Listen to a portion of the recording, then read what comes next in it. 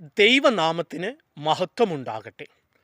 യേശുവിൽ സ്നേഹമുള്ളവരെ, മത്തായിയുടെ സുവിശേഷം 2-ാം അധ്യായം 14-ാം വാക്യം.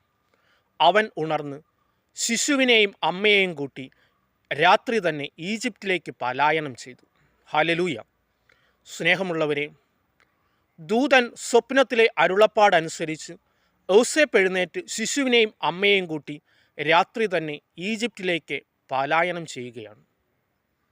ഹെറോദോസിൻ്റെ കൈകളിൽ നിന്നും ശിശുവിനെ രക്ഷിക്കുവാൻ വേണ്ടിയാണ് രാത്രിക്ക് രാത്രി തന്നെ ഈ ജെറുസലേം വിടുന്നത്.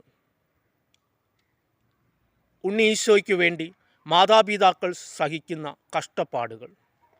സ്നേഹമുള്ളവരെ, നമ്മളും ഒന്ന് ധ്യാനിക്കുക.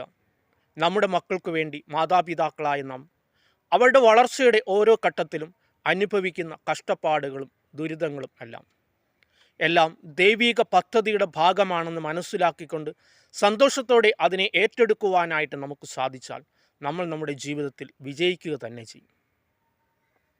ക്രിസ്മസ് നമുക്ക് നൽകുന്ന സന്ദേശം അതാണ്. എല്ലാം ദൈവിക പദ്ധതിയാണെന്ന് മനസ്സിലാക്കിക്കൊണ്ട് ദൈവത്തിൻ്റെ പദ്ധതിക്കനുസരിച്ച് നമ്മുടെ ജീവിതത്തെ ക്രമീകരിക്കുവാൻ നമുക്ക് പരിശ്രമിക്കാം. ദൈവം അനുഗ്രഹിക്കട്ടെ. ആമേൻ.